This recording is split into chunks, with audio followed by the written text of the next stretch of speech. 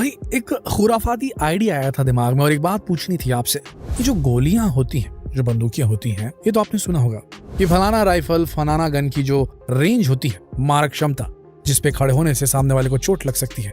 हर gun की अलग अलग मारक क्षमता होती है। तो गोली जब चलाए तो उस मारक क्षमता की रेंज अगर हुई 1 किलोमीटर 1.5 किलोमीटर या कुछ मीटर, वहां पर अगर कोई शख्स खड़ा हुआ, उसे गोली मारी गई तो वो मर जाएगा। लेकिन जरा सोच के देखिए, अगर वहां कोई भी ना खड़ा हो और बंदूक से गोली चले तो कितनी दूर तक जाएगी। सामने अगर कोई भी ऑब्स्ट्रक्शन, कोई भी ऑब्स्टेकल, कोई भी रुकावट ना आए, जो बंदूक से गोली निकलती है तो कितनी दूर जाएगी। और जब उसका वेग, उसकी वेलोसिटी, उसका ईंधन खत्म हो जाएगा तो जाकर क्या बस ऐसे पत्थर की तरह नीचे गिर जाती होगी। क्या लगता है आपको? अच्छा, एक और सबसे बड़ी बात, क्या होगा अगर हम बंदूक तान दे ऊपर आसमान की ओर और गोली चलाते? तो हर बंदूक की तो जैसे कि हमने बताया आपको रेंज होती है, एक सीमित दूरी तक की वो जो गोली है वो जाएगी और उसके बाद क्या होगा? क्या वो गोली ऊपर जाने के बाद, अपनी रेंज पर पहुंचने के बाद वापस पृथ्वी की तरफ नहीं लौटेगी, धरती की तरफ? और क्या वो उसी स्पीड से गिरेगी जिस स्पीड से उसे फायर किया गया था? क्योंकि धरती की भी तो अपनी ग्रेविटी होती है, गुरुत्वाकर्षण होता है। और ऐसा अगर हुआ तो ये जो लोग शादियों में गोलियां फायर करते हैं, अगर सोच के देखिए, होते हैं कुछ अजीबोगरीब किस्म के इंसान जिन्हें समझ बूझ नहीं होती। जब ये ऊपर हवा में फैसी फायरिंग करते होंगे तो गोली जो है ऊपर जाती होगी, उसके बाद जब नीचे गिरती होगी, नीचे तो आती होगी जब उसका स्पीड खत्म हो जाए तब, तो किसी पर अगर लग जाए तो क्या उसकी भी मौत हो सकती है? क्या उसे भी चोट लग सकती है? बड़ा ही अजीबोगरीब सवाल है। चलिए इसके जवाब को खोजने की कोशिश करते हैं, लेकिन उससे पहले, क्या कभी आपने हवा में फायरिंग होते हुए देखी है? जरूर देखी होगी, एक्शन फिल्मों में या फिर किसी पुलिस ऑफिसर को। लेकिन क्या आपने किसी को चांद की ओर फायरिंग करते देखा है? और अगर देखा है तो क्या आपको मालूम है कि चांद पर फायर करने से क्या होगा? अगर आप नहीं जानते कि चांद पर फायरिंग करने से क्या होगा तो हम आपको बताते हैं। चांद पर फायरिंग करने से कुछ ऐसा हो सकता है जिसका आपको अंदाजा भी नहीं होगा। अगर कोई भी इंसान चांद पर फायरिंग करता है तो इंसान अपनी बंदूक की गोली का शिकार खुद हो सकता है दोस्तों।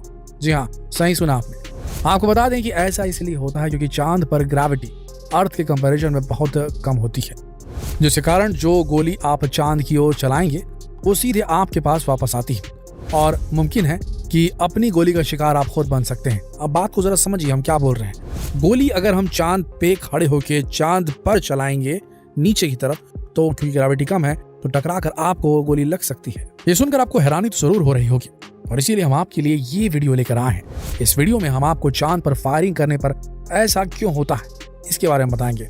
आगे चांद पर ग्रेविटी की साइंस काम कैसे करती है और बंदूक चलाने पर गोली आपके पास वापस क्यों आ जाती है, इससे जुड़े सारे फैक्ट्स की जानकारी इस वीडियो में देंगे। तो बने रहिए इस बहुत ही इंटरेस्टिंग वीडियो के एंड तक। चलिए सबसे पहले आप जान लीजिए कि बंदूक को किसी इंसान पर फायर ना करके हवा पर फायर करने से क्या होता है। फायरिंग का पूरा प्रोसेस साइंस पर डिपेंड करता है। हवा में फायरिंग करने के मामले में बुलेट आसमान की ओर काफी लंबी दूर तक जाएगी, काफी लंबी दूरी तक जाएगी, और फिर ग्रेविटी साइंस के कारण ये जमीन पर ही वापस लौटता है। हवा में बुलेट का सफर हवा की स्पीड और बंदूक की क्वालिटी पर डिपेंड करता है। अगर ये बुलेट वापस जमीन पर गिरते समय किसी इंसान को चपेटे में ले ले तो ये उसके लिए खतरनाक नतीजे हो सकते हैं। इसकी सबसे बड़ी वजह यह है कि फायरिंग करते वक्त बुलेट जिस रफ्तार से सफर करती है, वापस आते वक्त इसकी रफ्तार कई गुना कम जरूर हो जाती है। लेकिन हालांकि फायरिंग करते वक्त बुलेट किसी ठोस चीज से टकरा कर वापस आ जाए तो ये और भी ज्यादा खतरनाक हो सकता है। चलिए अब आपको बताते हैं कि चांद पर यह साइंस काम क्यों नहीं करती और चांद पर ग्रेविटी कम क्यों है। चंद्रमा पर जाने वाले अंतरिक्ष यान साइंटिस्ट को चांद पर होने वाले अलग अलग बदलावों के बारे में जानकारी देते हैं। इस तरह के यान चांद से जुड़ी कई गुत्थियों को सुलझाने में साइंटिस्ट की मदद भी करते हैं, जैसे कि चंद्रमा का दूर वाला हिस्सा नजदीक वाले हिस्से से अलग क्यों नजर आता है, या फिर चांद की ग्रेविटी में क्या क्या बदलाव होने लगे हैं। इस तरह की सारी जानकारियां इन यानों के माध्यम से, इन सैटेलाइट्स के माध्यम से चंद्रमा से ली जाती है। अब इनकी माने तो चंद्रमा के कई जगहों पर ग्रेविटी में उतार चढ़ाव पाए गए हैं।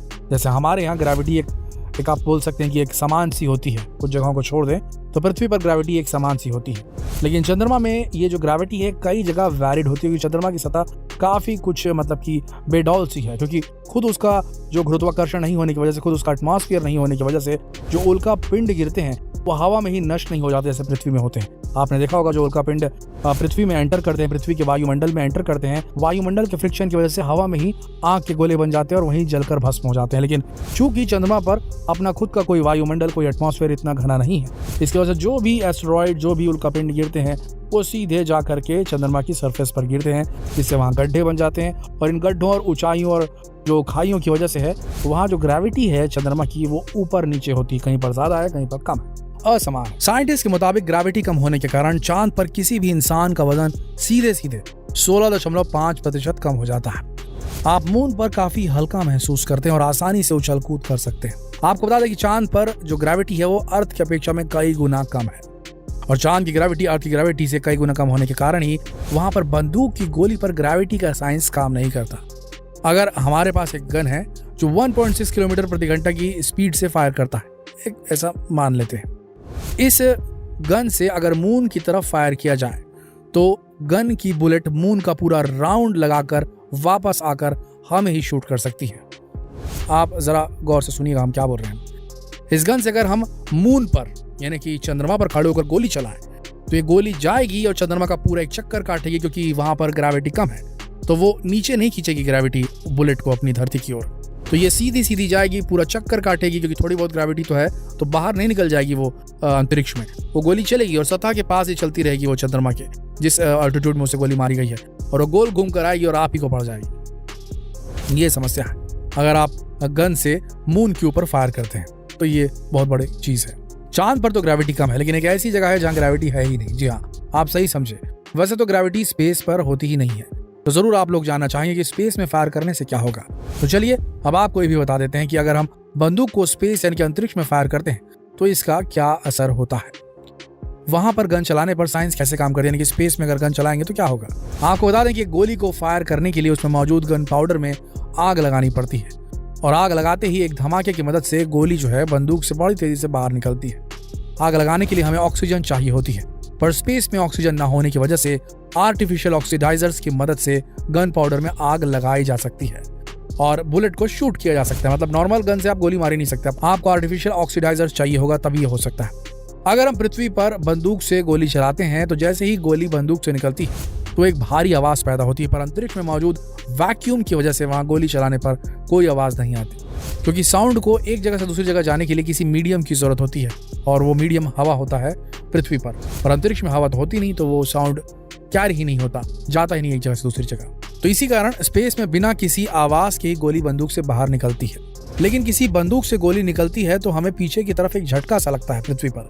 इसे रिकॉइलिंग ऑफ गन कहा जाता है, जो कि न्यूटन के एक्शन रिएक्शन के नियम और कंजर्वेशन ऑफ लीनियर मोमेंटम के मुताबिक होता है, यानी कि each action has equal and opposite reaction, ये वाले फॉर्मूले के तहत होता है। लेकिन स्पेस की बात करें तो ये रूल्स वहां भी अप्लाई होते हैं, लेकिन स्पेस पर ग्रेविटी ना होने की वजह से हम पीछे की तरफ तैरने लगेंगे, क्योंकि जो झटका लगेगा, जो फोर्स सामने की तरफ गोली को निकालने के लिए जनरेट किया जाएगा, उससे हम पीछे की तरफ धक्के में चले जाएंगे और पीछे धक्के में धक्का लगेगा हमें और तैरने लगेंगे हम पीछे, और हमारा डिस्प्लेसमेंट भी थोड़ा ज्यादा हो सकता है, हम ज्यादा दूरी तक पीछे जा सकते हैं।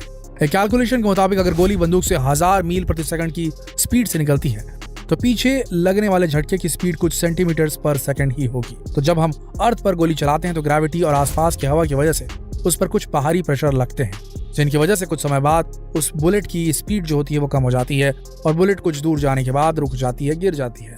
लेकिन अंतरिक्ष में ना तो ग्रेविटी है ना ही वहां पर हवा होती है जो गोली पर कोई भी बाहरी प्रेशर लगाए और उसे रोक सके। इसका मतलब सिर्फ ये है कि अगर स्पेस में कोई गोली चलाई जाएगी तो वो एक एम्प्टी स्पेस में जाकर खो जाएगी, वापस नहीं आएगी और ना ही रुकेगी, वो हमेशा के लिए स्पेस में तैरती रहेगी। ये गोली तब तक नहीं रुकेगी जब तक उसके रास्ते में कोई एस्टेरॉयड या कोई प्लैनेट या कोई अंतरिक्षीय ऑब्स्टेकल ना आ जाए। तो आशा करते दोस्तों आप सबको इस वीडियो से कुछ नया सीखने को मिला होगा, आपकी क्यूरियोसिटी, आपकी जिज्ञासा को कुछ नई बात पता चली होगी। तो जितना हो सके इस वीडियो को शेयर करें फेसबुक पर, व्हाट्सएप पर, यूट्यूब पर। कल फिर मिलेंगे एक और दिलचस्प वीडियो। तब तक के लिए आप सबका इस वीडियो के अंत तक बने रहने के लिए दिल से धन्यवाद।